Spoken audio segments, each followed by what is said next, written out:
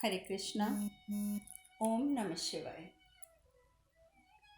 कल हमने कथा में बात करी थी कि एक और वैरागी महादेव की शक्तियों से प्रभावित होते हैं वो लोग जिन्हें दक्ष के राज्य से निष्कासित कर दिया गया है, क्योंकि उनका कोई आराध्य नहीं है। वो नहीं जानते कि उनके भगवान कैसे होने चाहिए, उनके भगवान कौन है, आराधना का अर्थ क्या है, आराधना किस प्रकार से की जाती है। उन्हें इन बातों का ज्ञान नहीं है, इसीलिए उन्होंने इस बात को स्वीकारने से मना किया और दक्ष प्रजापति ने उन्हें निष्कासित कर दिया।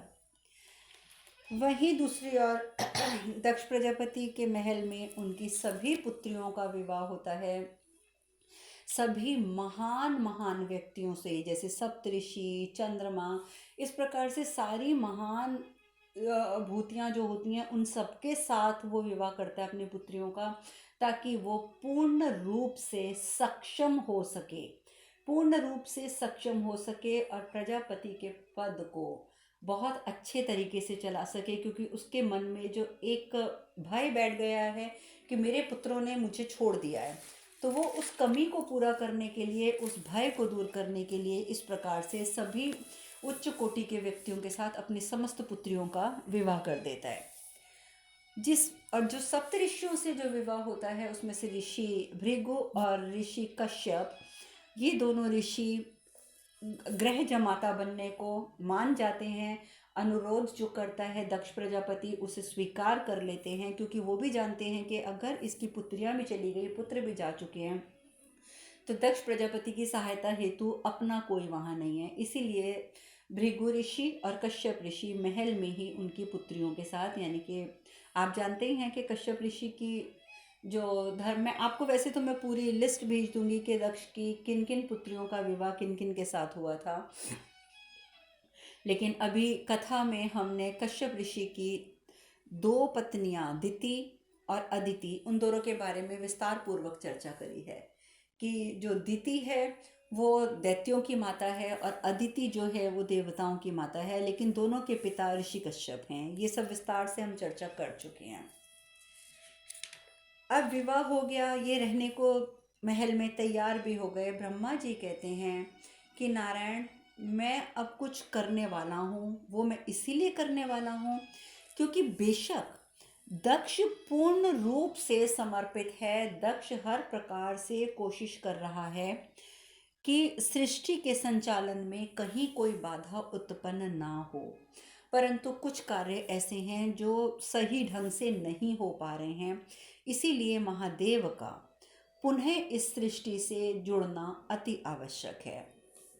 तो इसीलिए मैं कुछ ऐसा करने वाला हूँ, वो इसलिए नहीं कि वो आवश्यक हो गया है, बल्कि इसलिए क्योंकि मेरे पास एकमात्र यही विकल्प है, यही एकमात्र विकल्प शेष है कि जिस प्रकार का असंतुलन पैदा हो रहा है, उत्पन्न हो रहा है सृष्टि में, उसको नियंत्रित किया जा सके। और उसके लिए इस घटना का होना परिहार्य है नारायण। इसके द्वारा सभी समीकरणों में एक बड़ा परिवर्तन आएगा और इसका प्रभाव महादेव पर प्रत्यक्ष होगा। और जब महादेव पर किसी बात का प्रभाव प्रत्यक्ष रूप से पड़ेगा तो हो सकता है कि वो वैराग्य से पुनः सांसारिक प्रक्रिया से जुड़ने को तत्पर हो जाएं।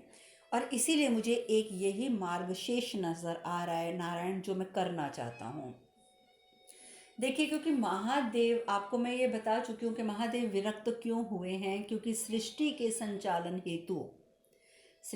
संचालन हेतु जब महादेव ने अपने आप से प्रकृति को अलग कर दिया था और विलग कर दिया था, तो प्रकृति जो है शिवत्व को भूल गई और शिवत्व का परित्याग कर दिया, और इस वजह से उनके विरक्त होने से महादेव भी विरक्त हो गए। क्योंकि प्रकृति जो उनके अंदर समाई हुई थी, आज वो किसी रूप में अलग होकर उनसे विरक्त हो चुकी हैं, और इसी घटना ने उन्हें वैराग्य की ओर अग्रसर किया है। परंतु इतनी शिव कथा सुनकर आप इतना तो समझ ही चुके हैं कि जो भी घटना घटती है उसके पीछे कोई ना कोई उद्देश्य अवश्य होता है, वो किसी न किसी घटनाक्रम को प्रभावित करने के लिए घटती है। अगर महादेव ने अपने अंदर से प्रकृति को उस समय अलग ना किया होता, चाहे वो सृष्टि के निर्माण हेतु किया था, अगर अलग ना किया होता तो जिस प्रकार से महेशी ने वरदान प्राप्त कर लिया था ब्रह्मा जी से कि फ़ोन बीच में हैंग हो गया था, इस वजह से ये कथा बीच में रुक गई है। मैं अगले पार्ट में इसको कंटिन्यू कर रही हूँ। तो हम बात कर रहे थे कि यदि महादेव ने उस समय अपने अंदर से प्रकृति को विलग ना किया होता, तो जिस प्रकार महेशी ने वरदान प्राप्त किया था ब्रह्मदेव से कि विष्णु भगवान और महादेव का अंश ही, दोनों के संयुक्त रूप से उत्पन्न हुआ अंश ही मेरा वध कर पाएगा, उसी के हाथों मुझे मृत्यु को प्राप्त होंगी, तो ये बात कभी संभव ना हो पाती। और यही कारण था कि भगवान विष्णु को मोहिनी रूप धारण करना पड़ा, क्योंकि भ्रमरी देवी को वास्तविक स्वरूप में लाने के लिए जिस स्त्री शक्ति की आवश्यकता थी, स्त्री ऊर्जा की आवश्यकता थी, वो महादेव में उपलब्ध नहीं थी। और भगवान विष्णु ने स्त्री रूप धारण करके उस शक्ति के द्वारा सहायता करी महादेव की, जिससे कि भ्रमरी देवी वापस पार्वती माता के रूप में पुनः प्रकट हो पाई। और वहीं दूसरी ओर महादेव और मोहिनी से उत्पन्न, उनकी ऊर्जाओं से उत्पन्न हुआ बालक, जिसने कि महेशी का वध किया। तो मेरे कहने का तात्पर्य है, अगर मैं आपको संक्षिप्त वाक्य में बताऊं, तो भगवान के द्वारा जो भी घटनाक्रम चल रहा है, उसमें जो भी घटनाएं होती हैं, कोई भी घटना अकारण नहीं होती। हर एक घटना का कोई ना कोई कारण अवश्य होता है। अब ब्रह्मदेव जो दो घटनाएं वो करने जा रहे हैं, जो कि आगे घटनाक्रम से जुड़ेंगी, लेकिन नारायण कहते हैं कि जो आपने निर्णय लिया है उसमें से एक निर्णय दक्ष से संबंधित है। तो ब्रह्मदेव, मैं ये चाहूँगा कि आप एक बार दक्ष से बात अवश्य करें, क्योंकि दक्ष सामर्थ्यवान है, वो आपकी सहायता अवश्य करेगा। और दूसरा जो आप करना चाह रहे हैं उसका भी विकल्प है, परंतु आप वो क्यों करना चाह रहे हैं ये मैं नहीं समझ पा रहा। परंतु ब्रह्मदेव कहते हैं नहीं नारायण, नहीं, उसे टाला नहीं जा सकता। ये दोनों काम जो मैं अब करने जा रहा हूँ ये एक साथ ही होंगे, किंतु आप कह रहे हैं तो मैं दक्ष से संबंधित कार्य के लिए दक्ष से वार्ता अवश्य करूँगा। और ये कहकर ब्रह्मदेव वहाँ से प्रस्थान करते हैं और दक्ष को बुलाते हैं। और दक्ष जब पहुँचते हैं ब्रह्मलोक में, तो ब्रह्मदेव कहते हैं कि दक्ष, एक बहुत ही महत्वपूर्ण विषय पर मुझे तुमसे वार्ता करनी है। तुम्हारे दायित्वों का एक अत्यंत महत्वपूर्ण भाग जो है वो अभी शेष है, जिसका तुम्हें बोध नहीं है, किंतु तुम बहुत अच्छे तरीके से ये सब कुछ चला रहे हो, सृष्टि का संचालन तुम बहुत अच्छे तरीके से कर रहे हो। इसीलिए मैं कहता हूँ कि अब वो समय आ गया है कि जो कार्य शेष रह गया है उससे तुम्हें अवगत कराया जाए। और इसीलिए मैं तुम्हें कुछ बातें बताना चाहता हूँ, उसे तुम ध्यानपूर्वक सुनो। ब्रह्मदेव कहते हैं, एक समय ऐसा था दक्ष, जब ब्रह्मांड की रचना नहीं हुई थी, जब चारों ओर अंधकार था, ना सूर्य था, ना चंद्र था, ना ग्रह थे, ना नक्षत्र, न दिन न रात, न पृथ्वी, न अग्नि, न वायु, न जल, किसी की कोई सत्ता नहीं थी। गंध और रूप की भी अभिव्यक्ति तब तक संभव नहीं हो सकी थी। दिशाओं का भी भान नहीं होता था दक्ष। और ऐसे समय में शिव थे, ऐसे समय में शिव थे। और उन आदि पुरुष शिव ने प्रकृति को अपने से अलग करके सृष्टि की रचना आरंभ की। और जब उन्होंने इस प्रक्रिया को आरंभ किया, तो उस समय उन्होंने सर्वप्रथम प्रकृति को स्वयं से अलग कर दिया था। पहले सब धरती पर एक साथ विचरते थे उन्होंने हमारे साथ जब वो आए, आप जानते ही हैं कि ब्रह्मदेव और भगवान विष्णु और महादेव, ये तीनों परमात्मा के स्वरूप हैं। और भगवान विष्णु और ब्रह्मदेव में जिस प्रकार की चर्चा हुई थी और महादेव ने किस प्रकार से उस चर्चा का अंत किया था, वो सब चीज़ें हम पहले सुन चुके हैं। तो यहाँ मैं आपको वो सब चीज़ें नहीं बताऊंगी, परंतु यहाँ पर ब्रह्मदेव दक्ष को बता रहे हैं कि जब सृष्टि के निर्माण की बात हुई, जब हम लोगों ने सोचा कि सृष्टि बनानी चाहिए, इसमें सब जीवों की उत्पत्ति होनी चाहिए, तो सबसे पहले महादेव ने प्रकृति को अलग किया और इस प्रकार से प्रकृति के द्वारा स्त्री शक्ति, स्त्री ऊर्जा और महादेव के द्वारा पुरुष ऊर्जा जो है वो चारों ओर संसार में व्याप्त हुई। और जब ये दोनों ऊर्जाएं संसार में व्याप्त हुई और उसके बाद मैंने भी सृष्टि की रचना करनी आरंभ करी, तो हर प्रकार के जीवों की उत्पत्ति हुई उस समय। ये देखिए, ये मैंने पहले शायद आपको बताया है कि यही वो समय था जब 84 लाख योनियों की उत्पत्ति की गई थी त्रिदेव के द्वारा। जबकि उन सबका अलग अलग कार्य था, परंतु फिर भी उन तीनों ने एक साथ मिलकर इस सृष्टि का निर्माण किया था और बाद में उसको संतुलन बनाए रखने के लिए अलग अलग दायित्व स्वीकारे थे। परंतु जब सृष्टि का निर्माण हुआ था तो 84 लाख योनियों को उत्पन्न किया गया था। और उस समय उस 84 लाख योनियों में कोई भेदभाव नहीं था, यहाँ तक कि हर प्रकार का जीव जंतु, चाहे वो शेर था, चाहे वो सांप था, चाहे वो कीट पतंगा था, जो भी था, मतलब सब जीव आपस में मिलकर रहते थे। सब जीव आपस में हमेशा मिलजुल कर रहते थे, एक साथ विचरते थे। और ये सब कुछ तो बहुत अच्छे से हुआ, किंतु एक समस्या उत्पन्न हो गई कि आदि शक्ति जब शिव शरीर से अलग हुई तो उन्होंने शिव शरीर से अलग होते ही शिवत्व के ज्ञान से वो पूर्ण रूपेण विरक्त हो गई। उनकी स्मृति से महादेव के मन के अंदर हाहाकार उत्पन्न हो गई, हाहाकार। और महादेव माता पार्वती यानी कि माता आदि शक्ति के, क्योंकि उस समय उनका नाम पार्वती नहीं, उस समय तो वो सिर्फ एक आदि शक्ति थी जो महादेव से अलग हुई थी। और इस प्रकार से उनके विरक्त हो जाने से महादेव विरक्त हो गए, और वो इतने विरक्त हो गए कि तब से उन्होंने संसार के सक्रिय सहयोग जो था वो बंद कर दिया और सारा दायित्व मुझ पर और नारायण पर आ गया। ब्रह्मदेव कहते हैं, परंतु उनकी इस निष्क्रियता से मैं तो अपने पूरे कार्य कर रहा हूँ, नाना प्रकार के सृजन में करता आ रहा हूँ, नारायण मेरा पूर्ण रूप से सहयोग भी कर रहे हैं, किंतु उनकी निष्क्रियता के कारण सृष्टि में अनेक ऐसे कार्य हैं जिनका परिणाम वांछित रूप से नहीं दिख पा रहा है, ना ही पूर्ण रूप से प्राप्त हो पा रहा है। तो दक्ष, मैं तुम्हें एक दायित्व सौंपता हूँ कि तुम शिव और शक्ति के पुनर्मिलन का माध्यम बनो। अब देखिए, ब्रह्मदेव ने दक्ष प्रजापति को ये दायित्व सौंपा कि शिव और शक्ति के पुनर्मिलन का माध्यम जो है वो दक्ष प्रजापति बनेंगे। ब्रह्मदेव कहते हैं कि सृष्टि और जगत के कल्याण के निमित्त बनो तुम दक्ष, सिर्फ संचालन की प्रक्रिया में संलग्न मत रहो, तुम सृष्टि और जगत के कल्याण के निमित्त बनो। इससे तुम्हारा और संसार दोनों का मंगल होगा। तो दक्ष कहते हैं, जी पिताजी, जैसा आप कहेंगे मैं वैसा करने के लिए तैयार हूँ, आप मुझे बताइए कि मुझे करना क्या होगा। ब्रह्मदेव कहते हैं कि यदि ये कार्य तुम अपनी तपस्या, अपने त्याग से संपन्न कर पाए तो समस्त देवता और सृष्टि सदैव तुम्हारे ऋणी रहेंगे, सदैव। और इस कार्य के माध्यम से तुम्हारा यानी कि मेरा मानस पुत्र होना भी सार्थक होगा, इसी में तुम्हारे जीवन की सफलता भी निहित है।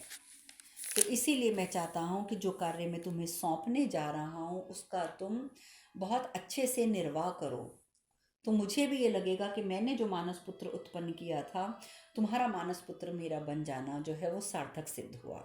दक्ष कहते हैं, ठीक है पिताजी, परंतु इस पूरे प्रसंग में मैं त्रिदेवी की किस प्रकार से सहायता कर सकता हूँ? आप सिर्फ आदेश दीजिए, आप आदेश दीजिए, मैं उसे अवश्य पूर्ण करूँगा। ब्रह्मदेव कहते हैं, दक्ष, आदि शक्ति की तपस्या करो, तुम आदि शक्ति की तपस्या करो और उनसे पृथ्वी पर अवतरित होने का निवेदन करो, और महादेव से पुनर्मिलन हेतु उनका इस पृथ्वी पर पुनः आना, अवतरित होना बहुत आवश्यक है। दक्ष कहते हैं, अवश्य पिताजी, अवश्य।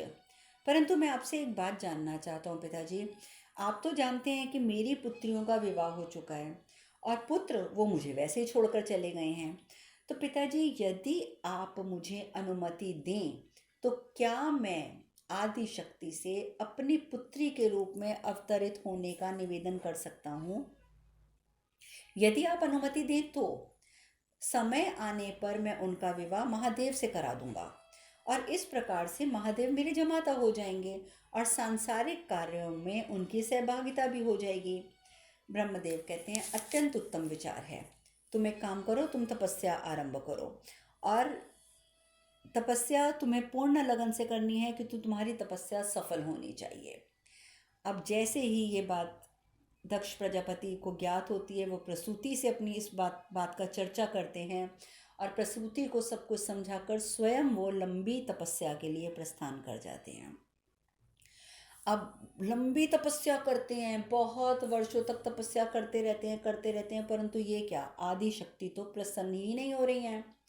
ब्रह्मदेव कहते हैं नारायण, इतनी लंबी तपस्या कर ली है दक्ष ने और आदि शक्ति अभी तक प्रसन्न नहीं हुई है।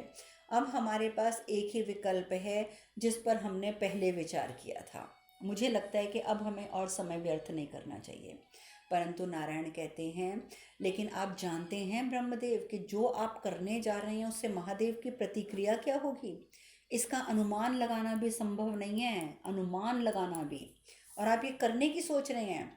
मैं आपको सिर्फ एक बात को लेकर सचेत करना चाहूँगा ब्रह्मदेव, कहीं शीघ्रता का परिणाम विपरीत ना हो जाए, क्योंकि यदि विपरीत परिणाम निकला तो जो कुछ हम नहीं चाहते, जो नियति में लिखा है, वो सब घट के रहेगा।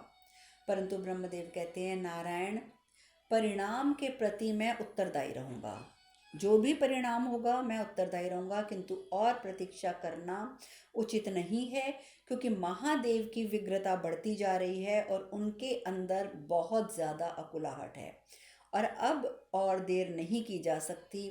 समय आ चुका है, समय आ चुका है, आ चुका है। इस प्रकार से ब्रह्मदेव इस बात का निर्णय ले लेते हैं कि जो उन्होंने सोचा है अब वो करके रहेंगे और वो वहाँ से जाने लगते हैं। नारायण कहते हैं परंतु धैर्य रखना ही अच्छा होगा, उचित होगा ब्रह्मदेव।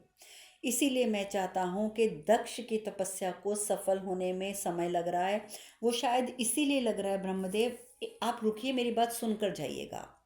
और ब्रह्मदेव रुक जाते हैं तो नारायण ये बात पूर्ण करते हैं, कहते हैं कि देखो, अगर दक्ष की तपस्या में समय लग रहा है तो इसका अर्थ ये नहीं है कि उसकी जो तपस्या है वो असफल हो गई है। कुछ न कुछ कारण है जो उसकी तपस्या में समय लग रहा है, आपको धैर्य रखना चाहिए। परंतु ब्रह्मदेव तो इस समय जैसे अपनी जिद पर आ गए थे, कहते हैं नहीं नारायण नहीं, दक्ष अपना प्रयास कर रहा है, उसे करने दो, और जो मेरे लिए संभव है वो मैं करूँगा। अब मैं सफल असफल की प्रतीक्षा में समय नष्ट नहीं कर सकता, ये उचित नहीं होगा नारायण। और ये कह के वो वहाँ से प्रस्थान कर जाते हैं। उनके प्रस्थान करने पर नारायण मन ही मन सोचते हैं ब्रह्मदेव, शीघ्रता में आप जो कार्य करने जा रहे हैं ना, उसका परिणाम आपके मुख्य उद्देश्य के बिल्कुल विपरीत होगा, विलंब और बढ़ेगा, कठिनाइयाँ और बढ़ेंगी।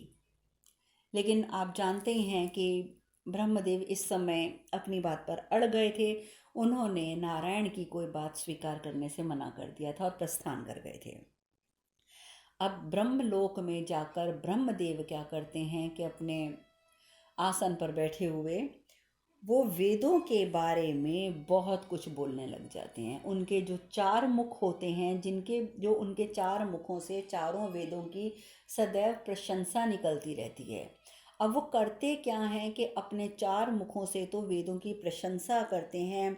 वेद सृष्टि के सहायक हैं, वेद जो हैं देवताओं के प्राण हैं, वेदों में बहुत कुछ समाहित है, वेद संसार को चलाने में सक्षम हैं, वेद सबको ज्ञान देते हैं। कहाँ तो 4 मुख ये बातें करते हैं, लेकिन उन 4 मुखों के द्वारा जब ये बात जोर जोर से निकलती है और पूरे ब्रह्मांड में फैलती है, वहीं उनका 5वां मुख पीछे से कहता है वेद सृष्टि के नाशक हैं, वेदों को नष्ट कर देना चाहिए, वेदों को नष्ट कर देना चाहिए, वेद संसार पर बोझ हैं।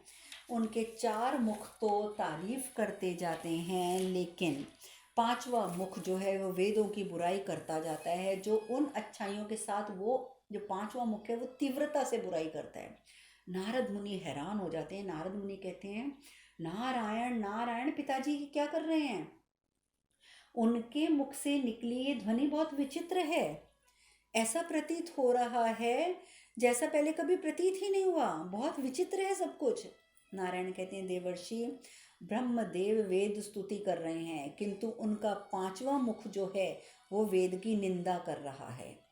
इसीलिए ये वाणी तुम्हें बहुत अजीब लग रही है। कहाँ तो उनके चार मुख वेद स्तुति में लगे हुए हैं, लेकिन ये जो पांचवा मुख है वो निंदा करता जा रहा है, ताकि इस निंदा से महादेव प्रभावित हो सकें। महादेव इस निंदा को सहन नहीं कर पाएंगे और वो इस विवशता में वो ऐसा कार्य करें जिससे कि वो संसार की क्रियाओं से पुनः जुड़ जाएं। और इसीलिए आपके पिता ब्रह्मदेव ये कर रहे हैं। परंतु नारायण जानते हैं कि इस बात की जो प्रतिक्रिया होगी महादेव पर वो बहुत विपरीत होगी। और वहीं हुआ जब महादेव ने देखा कि एक और वो वेदों की जिसको बोलते हैं व्याख्या, वो कर रहे हैं, स्तुति कर रहे हैं, और वहीं दूसरी ओर उनका पांचवा मुख जो है वो लगातार निंदा कर रहा है कि वेदों को नष्ट कर देना चाहिए, संसार पर बोझ हैं, सबको प्रभावित करते हैं, जीने का सलीका नहीं सिखाते हैं, क्या क्या कुछ पांचवा मुख बोलता जा रहा है। शिव इतने क्रोधित हो जाते हैं, इतने क्रोधित हो जाते हैं, और क्रोध में आके पहले तो वहीं से बोलते हैं, शांत हो जाइए ब्रह्मदेव, शांत हो जाइए। परंतु ये क्या, ब्रह्मदेव तो बोलते जाते हैं, बोलते जाते हैं। अब महादेव का क्रोध इतना बढ़ जाता है कि वो कहते हैं कि वेदों की निंदा करने वाले पांचवें मुख को कटना होगा, और त्रिशूल उठा लेते हैं अपना। परंतु तभी नारायण आ जाते हैं। नारायण कहते हैं, रुकिए महादेव, आपको संसार की क्रियाओं से पुनः जुड़ना है। जो ज्ञान आपके भीतर है वो बाहर निकलने को आतुर है। इसीलिए ब्रह्मदेव ये सब कह रहे हैं, लेकिन महादेव के ऊपर भी किसी बात का असर नहीं होता। वो पूर्ण रूप से विरक्त हो गए हैं, वो जुड़ना तो चाहते ही नहीं है संसार से। इधर ब्रह्मदेव लगातार बोलते रहे, बोलते रहे, बोलते रहे। अंततः उनकी धैर्य की सीमा टूट गई महादेव की, और उन्होंने अपना त्रिशूल छोड़ दिया। विष्णु भगवान के मना करते करते भी उनके हाथ से वो त्रिशूल छूट गया, और वो जाकर सीधा ब्रह्मदेव के उस पांचवें सिर पर जाकर उस त्रिशूल ने प्रहार कर दिया जो वेदों की निंदा कर रहा था, और वो शीश जो है कट के गिर गया। पांचवा शीश जो था ब्रह्मदेव का वो कट कर गिर गया। जैसे ही पांचवा शीश कट के गिरता है, आप जानते हैं कि हमारे ज्योतिष शास्त्र की रचना ऋषि भृगु ने करी थी। ये चर्चा हम पहले कथा में कर चुके हैं। ऋषि भृगु उस समय भी गणना कर रहे थे भविष्यवाणियों की, और ऋषि अत्रि, ऋषि कश्यप भी वहाँ उपस्थित होते हैं कि ऋषि भृगु के मुख से अचानक निकलता है अनर्थ, घोर अनर्थ। महादेव ने ब्रह्मदेव का शीश काट दिया, पांचवा शीश काट दिया, और दक्ष तपस्या में लीन है। दक्ष को तो पता ही नहीं है। तो अत्रि ऋषि कहते हैं कि देखो ऋषि भृगु, इस समय दक्ष जो है आदिशक्ति की आराधना कर रहा है, उन्हें पुत्री के रूप में प्राप्त करना चाहता है, और उसे पुत्री की इच्छा है। माता आदिशक्ति के पुत्री स्वरूप में प्राप्त होने की इच्छा है। तो इसलिए हम अभी कोई भी बात नहीं कह सकते, उसे आप अभी तपस्या में लीन रहने दीजिए। जो हुआ समय आने पर दक्ष को स्वयं पता चल जाएगा, और समय आने पर हम बता भी देंगे, परंतु अभी नहीं। और इस प्रकार से सब चुप हो जाते हैं। ऋषि अत्रि तो इतना भी कहते हैं, लेकिन अकारण कुछ नहीं होता, इसके भी पीछे कोई ना कोई कारण अवश्य होगा जो हुआ है। अब उधर जैसे ही एक और तो सिर कटता है ब्रह्मदेव का, वहीं दक्ष की जो तपस्या होती है वो पूर्ण हो जाती है, और आदि शक्ति वहां उपस्थित हो जाती हैं। नेत्र खोलो दक्ष, नेत्र खोलो। दक्ष तो नेत्र खोलते ही बस भाव विभोर हो जाते हैं। हे अम्बे, हे अंबिका, हे देवी सर्वेश्वरी, आपका मुझे दर्शन देना, अर्थात मेरी तपस्या सफल हुई। तो देवी कहती हैं, निसंदेह ब्रह्मपुत्र दक्ष, तुम्हारी प्रसन्न जो तपस्या है वो सफल हुई है, मैं तुमसे बहुत प्रसन्न हूँ, अपना मनोवांछित वर मांगो।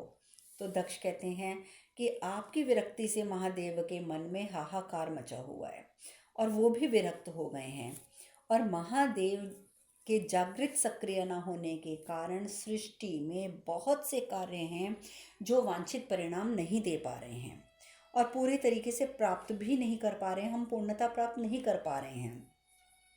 इसीलिए देवी, मैं आपसे प्रार्थना करता हूँ, आपसे विनती करता हूँ कि आप धरती पर पुनः अवतरित हों महादेव से मिलन हेतु, ताकि वो सांसारिक कार्यों से पुनः जुड़ सकें। और इसके लिए माता मैं आपसे विनती करता हूँ कि आप मेरे यहाँ पुत्री के रूप में जन्म लेकर हमें धन्य करें। समय आने पर मैं आपका विवाह महादेव से करवाऊंगा। आप कृपया करके मेरी इस विनती को स्वीकार कर लें। अब इस घटना से अनभिज्ञ कि महादेव ने उसके पिता का 5वां शीश काट दिया है, दक्ष इस प्रकार की बातें कर रहे हैं कि आप मेरी पुत्री बनकर पैदा होइए, अवतरित होइए और मैं आपका समय आने पर विवाह करूंगा महादेव से, ये सब कुछ। माता आदिशक्ति कहती हैं कि मैं तुम्हें वरदान देती हूँ, मैं तुम्हें वरदान देती हूँ दक्ष कि मैं तुम्हारी पुत्री के रूप में जन्म अवश्य लूंगी, किंतु स्मरण रहे, किंतु स्मरण रहे यदि तुमने मेरा निरादर किया, मेरा कभी भी अपमान किया, तो मैं उसी क्षण तुम्हारा परित्याग कर दूंगी। दक्ष कहते हैं मुझे आपकी ये बात स्वीकार है, मैं आपको वचन देता हूँ कि मैं ज़िंदगी में कभी आपका निरादर नहीं करूँगा, कभी मैं आपका अपमान नहीं करूँगा। जबकि आप सब तो आगे की कथा जानते ही हैं कि किस प्रकार से अपमानित किया था अपनी पुत्री को, किस प्रकार से अपमानित किया था, और इसीलिए सती को भस्मीभूत होना पड़ा था। लेकिन इस समय तो दक्ष ने माता को वचन दे दिया कि मैं आपका सदैव आदर करूंगा, आपका कभी निरादर नहीं करूंगा, कभी कोई अपमान नहीं होगा। अब सप्तऋषि तो परेशान हैं, क्योंकि अभी तक वो इंतज़ार कर रहे हैं कि दक्ष आए, दक्ष के घर पुत्री हो जाए तो तब वो बताएं। अत्रि ऋषि जैसे कह भी रहे हैं कि देखो कुछ भी अकारण नहीं हुआ है, लेकिन फिर भी सभी जो सप्तऋषि हैं वो मिलकर ये निर्णय लेते हैं कि जब तक दक्ष के यहाँ आदिशक्ति का जन्म नहीं हो जाता तब तक हम दक्ष को कुछ नहीं बताएंगे। उधर महादेव जो हैं वो इतने क्रोधित हैं इस समय, बेशक वो सर काट चुके हैं ब्रह्मदेव का, और उधर दक्ष को वरदान भी मिल चुका है पुत्री का, और वो अपने महल में भी वापस प्रस्थान कर चुके हैं। महादेव वापस शमशान में चले जाते हैं और शमशान में वो कुछ ऐसी चिताओं के पास से गुजरते हैं, जिन जिन चिताओं के पास से वो क्रोध में गुजरते जा रहे हैं उनमें से गण प्रेतों की उत्पत्ति होती है। ऐसे अजीब सी ज्वाला उठती है उन जलती हुई चिताओं में से, और उनमें से गण और प्रेतों की उत्पत्ति होती है। वो ज्वाला गण प्रेतों में परिवर्तित होती है और वो गण प्रेत महादेव के पीछे पीछे चलना शुरू कर देते हैं, पीछे पीछे चलना शुरू कर देते हैं। इस प्रकार महादेव को गण प्रेतों की प्राप्ति होती है, गण प्रेत उनके साथी बन जाते हैं। और आप जानते ही हैं कि महादेव तो वैसे भी इतने साधारण हैं, इतने करुणामयी हैं, इसीलिए उन्होंने गण प्रेतों को भी अपनाया था, भूत प्रेतों को अपनाया था। तभी जब हम उनकी आराधना करते हैं, आप जानते हैं कि महादेव की जब आरती की जाती है मंत्र साधना के बाद, तो हमेशा कर्पूर गौरम करुणा अवतारम कहा जाता है, क्योंकि वो करुणा के अवतार हैं।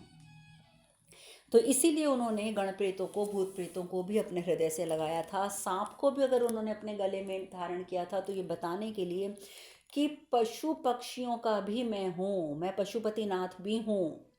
तो इस प्रकार से उन्होंने जो जो चीज़ें धारण करी थी, हर एक चीज़ को धारण करने के पीछे कुछ ना कुछ उस चीज़ का हमें शिक्षा देने का महत्व था। खैर, अब गण प्रेत जो हैं वो महादेव के पीछे पीछे चलते जा रहे हैं। उधर दक्ष जो अपने महल में हैं, समय के साथ उन्हें पुत्री रत्न की प्राप्ति होती है, सब बहुत प्रसन्न होते हैं।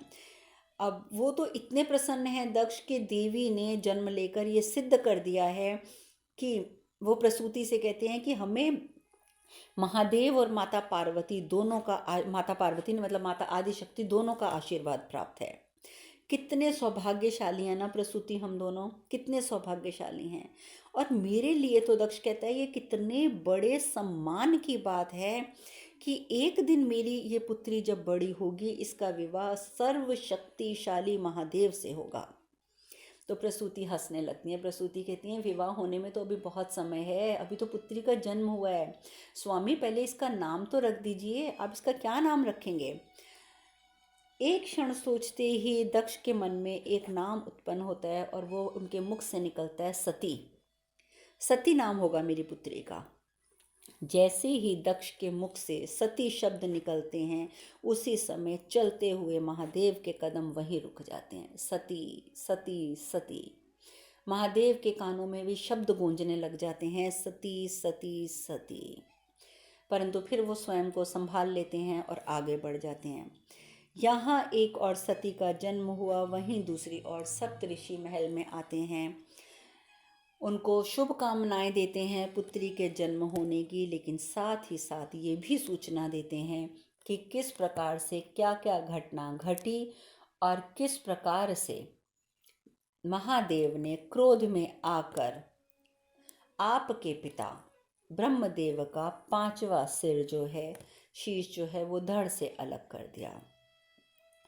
हाथों में आदि शक्ति, लेकिन मन में जब कितना क्रोध, जब उन्होंने अपने पिता के बारे में ये सब सुना, ऐसी सूचना मिली, हाथों में आदि शक्ति लिए हुए भी वो क्रोध से भर गए।